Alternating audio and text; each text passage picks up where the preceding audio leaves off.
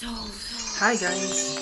Gusto ko lang share sa inyo yung naging experience ko last Tuesday. Actually, nag-share ako ng dugo sa aking kakilala na nangangailangan ng dugo. Pero, ito yung nangyari. Hindi ko alam kung okay ba siya or normal ba siya. Para sa buong details ng pag-share ko ng dugo, ayan, please watch this video guys.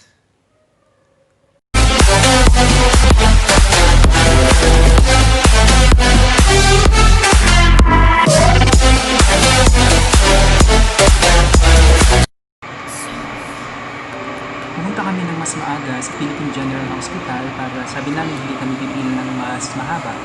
So pumunta kami ng 9 o'clock in the morning at fortunately kukunti yung tao na nagdo-donate ng dugo. Ang sabi nila because meron tayong pandemic.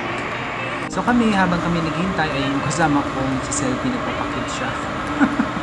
Ayan, ako naman ay kinakabahan dahil hindi ko alam kung anong mangyayari sa akin sa loob.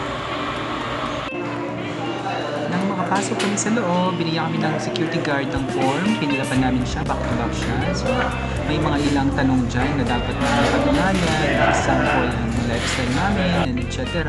So, dapat i-fill up talaga siya at dapat merong signature. After noon, pinapunta ko sa isang maliit na cubicle at kinuha na ako ng blood sample for screening. At dahil natapos ko yung blood screening, ayan, yung isang nurse na umattend sa akin, hinahanapan niya ako ng ugat para checkin, para makuha na ako ng dugo. So medyo nahirapan ng nurse dahil hindi niya makuha ang aking dugo. Actually guys, before this one, ay nagkaroon ng blood pressure, no? So medyo yung unang salang ko medyo hindi ako sinalang agad for blood donation because mataas daw yung aking BP, 130 over 110. So sabi nila high blood daw ako, so kaya binigyan ako ng another chance at sinalang nila ako ulit at yun, thank God, at naging 120 over 80 na siya. So normal na daw yun, kaya ito nakasalang na ako sa pagbibigay ng dugo. At this point guys, of course, kinakabahan pa rin ako dahil syempre this is my first time to do donation of my blood at hindi ko rin alam kung anong mararamdaman ko at ano ba yung magiging resulta nito. Pero syempre, since I'm so eager to help my friend na talaga nangangailangan siya ng dugo for her operation, medyo madugo ata yung maging operasyon. Ayan na guys, tutusok na niya. Ayan na. Ayan, sinisipat niya ng aking ugat. Ayan. Yun, hanggang sa naipasok niya ang medyo may kalakihang karayom at yun, sinimulan niya ng padaluyin ang aking dugo patungo sa bag para maipon yung aking dugo. For this one, kukunan niya ako ng dugo na nasa 450cc bag ng dugo. Ayan. So, dalawa actually kami magdo-donate ng kaibigan ko. Yung nakita nyo kanina sa video na kasama ko. So, para ka lang naman palang kinagat ng tatlong malalaking langgam. Ayun. Ganun lang yung naramdaman ko nang tusukin nila ako ng medyo malaking karayom.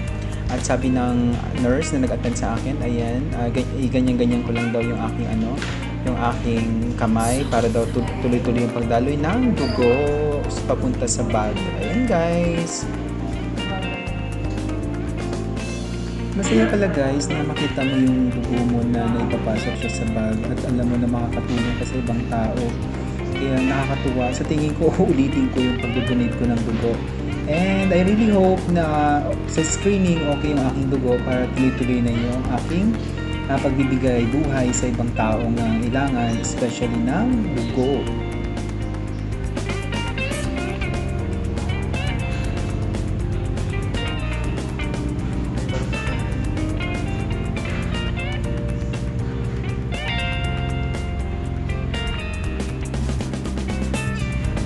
Ayun guys, so first time natin mag-donate ng dugo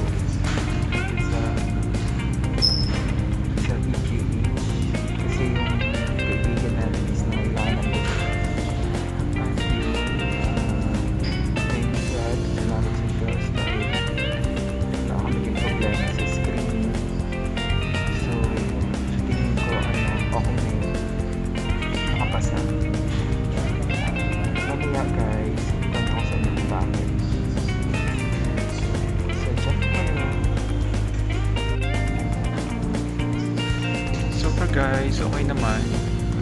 nararamdaman kaiba sa katawan natin.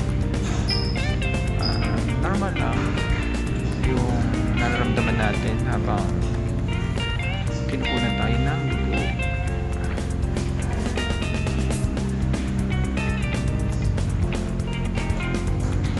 Yung pala ang kukunin sa ating dugo guys is 450cc yung bag yun, 450cc bag.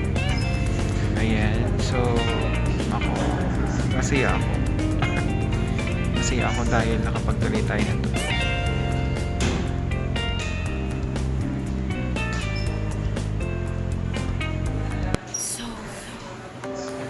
Yung sa una lang guys, medyo para kang kinagat ng 3 langgam kasi medyo malaki yung karayom na ginamit.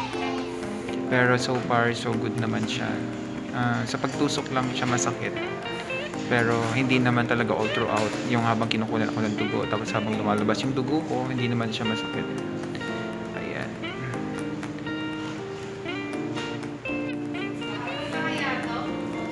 Meron tayong ball ang hinahawakan. Ayan. Para daw tuloy-tuloy na dumalo yung dugo niya.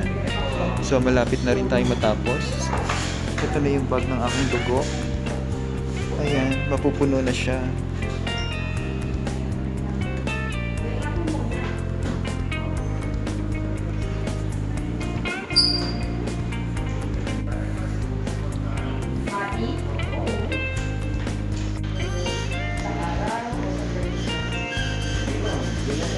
Anong blood type ko, sir? Anong blood type ko? Tawag na nila po. Bukas na yun. Sasabay kasi sa mga test.